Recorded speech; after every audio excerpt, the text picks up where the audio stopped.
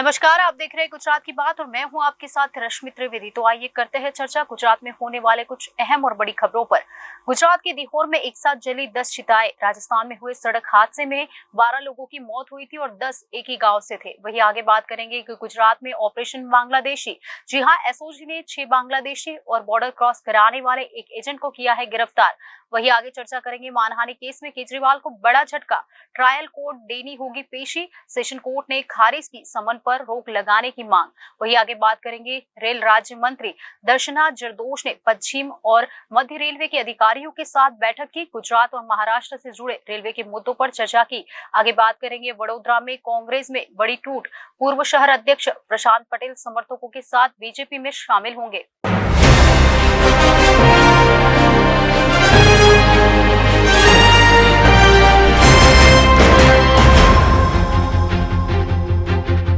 तो आइए शुरू करते हैं गुजरात की बात का सफर। राजस्थान के भरतपुर आगरा हाईवे पर हुए एक सड़क हादसे में गुजरात के 12 तीर्थ यात्रियों की मौत हो गई। आज सभी शव गुजरात लाए गए, जिनका एक साथ अंतिम संस्कार किया गया। मृतकों में 10 लोग भावनगर जिले के दिहोर गांव के रहने वाले थे। आइए जानते हैं ये पूरी बात। अंतिम यात्रा में आसपास के गांव से करीब 10,000 से ज्यादा लोग शामिल हुए। गांव में जब एक साथ 10 चिताएं जली तो कौन किसके आंसू पोंछे, ऐसे हालात बन गए थे। एक साथ इतनी मौतों से दिहोर गांव में मातम पसरा हुआ था। 12 शवों को एम्बुलेंस से पितृ गांव दिहोर स्थित सरकारी स्कूल लाया गया था।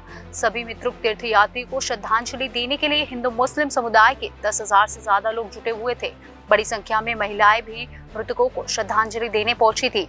दिहोर गांव में स्थित बजरंगदास बाबा के मुदिल आश्रम में एक मंडली के 10 सदस्य दिहोर गांव से मथुरा तक 12 दिनों की यात्रा पर गए थे। 9 सितंबर को रात को भावनगर से कार्तिक ट्रैवल्स की एक बस किराए पर ली गई थी, जिसमें उन्होंने गुजरात सीमा पार की और नाथद्वार और पुष्कर सहित धार्मिक स्थानों का दौरा किया। हादसे के दौरान बस राजस्थान के भरतपुर आगरा हाईवे से गुजर रही थी। राजस्थान के भरतपुर आगरा हाईवे पर बस का डीजल पाइप अचानक फट गया था। ड्राइवर समेत करीब 10 से 12 यात्री बस से उतर गए थे। ड्राइवर पाइप लेने पास ही की एक दुकान पर चला गया था। इसी दौरान एक तेज रफ्तार ट्रक ने साइड में खड़ी बस को टक्कर मार दी थी। इसी हादसे में सड़क पर मौजूद 10 लोगों समेत बस में सवार 2 लोगों की मौके पर ही मौत हो गई थी। हादसा इतना भीषण था कि बस का आधा हिस्सा पूरी तरह क्षतिग्रस्त हो गया था। गुजरात स्पेशल ऑपरेशन ग्रुप यानी एसओजी ने सूरत में नाम बदलकर रह रहे बांग्लादेशी घुसपैठियों को पकड़ने के लिए ऑपरेशन बांग्लादेशी चलाकर बड़ी सफलता हासिल की है। पुलिस ने शहर के पुनागाम, सारोली और उधना इलाके से 6 बांग्लादेशी और उन्हें गैर कानूनी तरीके से बॉर्डर क्रॉस कराने वाले एजेंट समेत 7 लोगों को गिरफ्तार किया है। पकड़े गए आरोपी पिछले 2 साल से सूरत में अलग अलग जगहों पर स्पा के व्यवसाय से जुड़े हुए थे। आरोपी इब्राहिम उन्हें बॉर्डर क्रॉस कर 90,000 रुपए में सूरत लाता था। इसके बाद उनके सभी फर्जी प्रमाण पत्र वांटेड आरोपी शाहिद खान बनाता था। फर्जी दस्तावेज के आधार पर भारतीय नागरिकता पाकर वह लोग यहाँ काम करते थे। आरोपियों के कब्जे से आधार कार्ड, पैन कार्ड, जिनका दाखिला सहित फर्जी दस्तावेज जब्त किए गए हैं। जानकारी के आधार पर पुलिस ने ऑपरेशन बांग्लादेशी चलाया और कड़ोदरा रोड पर स्थित आराधना सोसाइटी में रह रहे तारिकुल खोकोन मंडल, बेबी पत्नी तारिकुल मंडल, माफिजुर रहमान, अकबर मियां, सुमेना शाहिदुल शेख तथा उदना दागीना नगर में रहने वाले फजल रब्बी अब्दुल रजक और शराफा खातून नवाब अली को गिरफ्तार किया। सूरत शहरना पलसाणा અને ઉધના વિસ્તારમાંથી એસઓજી અને પીસીબીની ટીમોએ ગેરકાયદેસર રીતે ભારતમાં એન્ટ્રી કરી સુરતમાં રહેતા 4 પુરુષ અને 3 મહિલાઓને અટક કર્યા છે। આમાં જે 3 મહિલા અને 3 પુરુષ છે આ લોકોને ગેરકાયદેસર રીતે બોર્ડર સતખીરાની જે બાંગ્લાદેશ ઇન્ડિયા બોર્ડર છે ત્યાંથી ભારતમાં ગેરકાયદેસર રીતે ઘુસાડી અને પછી સુરત સુધી લાવવામાં આવ્યું ને અત્રે આ લોકો સ્પા અને આ પ્રકારના ધંધામાં જોડાયેલા હતા। આ લોકોને લાવવાવાળા જે માણસ અમારા ધ્યાનમાં આવ્યો, આ માણસનું નામ છે ઇબ્રાહિમ ઉર્ફે રાઝ તોબીબાર શેખ। આ હાલમાં ચોકસી અપાર્ટમેન્ટ દાગીનાનગર ઉધનામાં રહે છે અને મૂળ નડાઇલ જિલ્લા ખુલના બાંગ્લાદેશનો રહેવાસી છે. હવે આ મુખ્ય એજન્ટ ઇબ્રાહીમ ઉર્ફે રાજ તોબીબાર શેખ આ બાંગ્લાદેશના લોકોને ઇન્ડિયામાં લાવવાની કામગીરી ગેરકાયદેસર રીતે જે ગુનો બને છે આ કરતા હતા.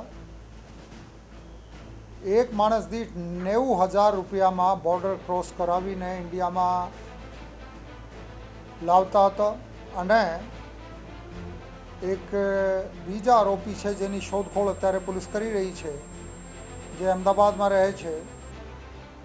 આ વ્યક્તિ બાંગ્લાદેશથી ગેરકાયદેસર રીતે ભારતમાં આવેલ લોકોને ખોટા આઈડી બનાવીને આપતા હતા.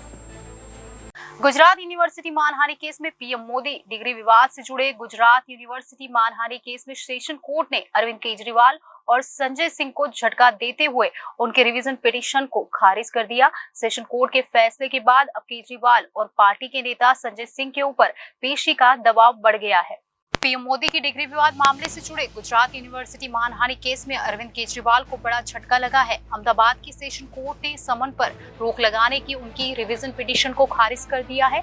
केजरीवाल ने ट्रायल कोर्ट की तरफ से जारी किए गए पेशी के समन को चुनौती दी थी. केजरीवाल की तरफ से दलील दी गई थी कि गुजरात यूनिवर्सिटी स्टेट है और स्टेट की कोई मानहानि नहीं होती है. अहमदाबाद सेशन कोर्ट ने अपने फैसले में अरविंद केजरीवाल और संजय सिंह की रिवीजन पिटीशन खारिज करते हुए ट्रायल कोर्ट द्वारा जारी किए गए समन को रद्द करने की मांग को नकार दिया है. ऐसे में केजरीवाल और पार्टी के सांसद संजय सिंह की मुश्किलें बढ़ गई है. दोनों नेताओं पर अगली सुनवाई पर कोर्ट में पेश होने का दबाव बढ़ गया है. अहमदाबाद के सेशन कोर्ट में एडिशनल सेशन जज जे.एम. ब्रह्मभट्ट ने फैसला सुनाते हुए मानहानि के इस आपराधिक मामले में समन से राहत देने से इनकार करते हुए रिवीजन पिटीशन खारिज कर दी है. दिल्ली के मुख्यमंत्री अरविंद केजरीवाल और आम आदमी पार्टी के सांसद संजय सिंह ने अहमदाबाद की मेट्रोपॉलिटन कोर्ट द्वारा भेजे गए समन को सेशन कोर्ट में चुनौती दी थी. इसमें केजरीवाल की तरफ से दलील दी गई थी कि गुजरात यूनिवर्सिटी राज्य सरकार के अधीन है.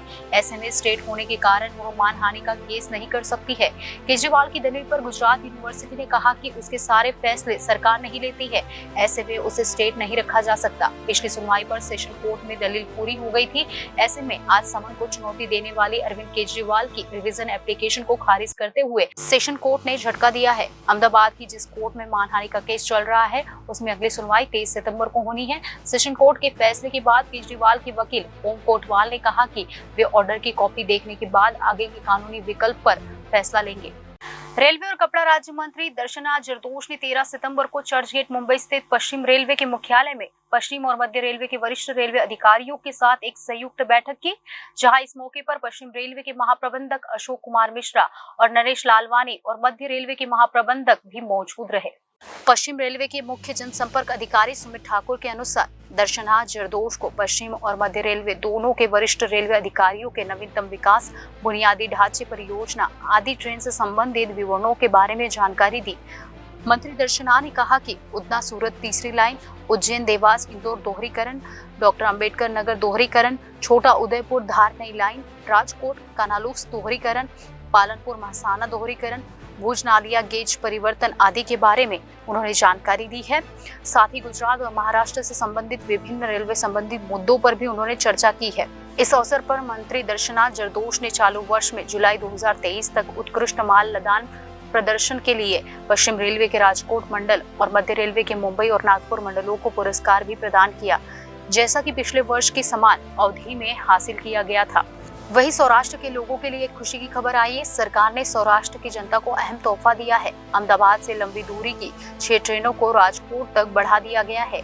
रेल राज्य मंत्री दर्शना जरदोश ने बताया कि लंबी दूरी की 6 ट्रेनों को अहमदाबाद से राजकोट तक बढ़ाया जाएगा.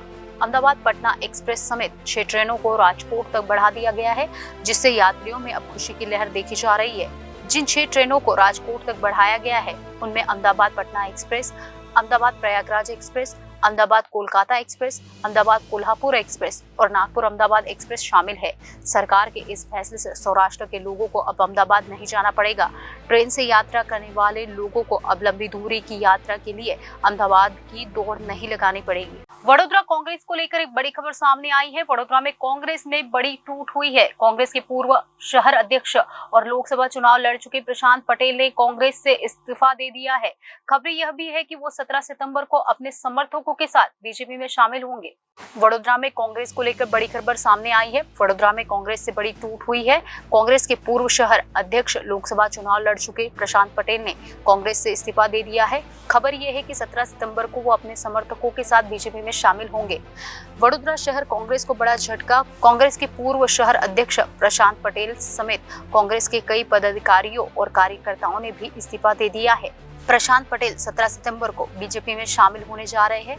प्रदेश बीजेपी अध्यक्ष CR पाटिल और गृह राज्य मंत्री हर्ष संघवी की मौजूदगी में वह बीजेपी का पदभार ग्रहण करेंगे।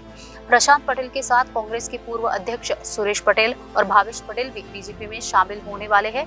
इतने सारे कांग्रेस कार्यकर्ता और पदाधिकारी भी बीजेपी में शामिल होंगे। प्रशांत पटेल ने बीजेपी में शामिल होने की खबरों पर बयान दिया। उन्होंने कहा कि वह पीएम मोदी के विकास कार्यों और हिंदुत्व के एजेंडे से प्रेरित होकर बीजेपी में शामिल होंगे। उन्होंने कहा कि कांग्रेस से कोई नाराजगी नहीं है, लेकिन मैं हिंदुत्व के सागर से जुड़ना चाहता हूँ। कांग्रेस सनातन धर्म के खिलाफ बोलती है, जिसे कभी बर्दाश्त नहीं किया जाना चाहिए। मैं पिछले 1 साल से निष्क्रिय था। यह दुविधा में था कि कांग्रेस में रहूं या नहीं। अब मैं 17 सितंबर को 500 लोगों के साथ बीजेपी में शामिल होऊंगा। जो कोई भी भाजपा में शामिल होना चाहता है वो मेरे साथ आ सकता है। अगर बात करें कि प्रशांत पटेल कौन है, तो 1997 में प्रशांत पटेल MS यूनिवर्सिटी के छात्र संघ के अध्यक्ष रह चुके हैं। साल 2015 में अनुज पटेल के इस्तीफे के बाद प्रशांत पटेल को वडोदरा कांग्रेस का अध्यक्ष बनाया गया था। उस वक्त प्रशांत पटेल वडोदरा में कांग्रेस के इतिहास में सबसे कम उम्र के अध्यक्ष बने थे। जब प्रशांत पटेल को अध्यक्ष बनाया गया था तो पहले 6 महीने में 4 अध्यक्ष बदल चुके थे, जिसके बाद प्रशांत पटेल को अध्यक्ष बनाया गया। इसके बाद प्रशांत पटेल को चुना गया। गुजरात की बात में आज बस इतना ही। आने वाली सभी खबरों को जानने के लिए आप जुड़े रहिए जनादेश न्यूज के साथ।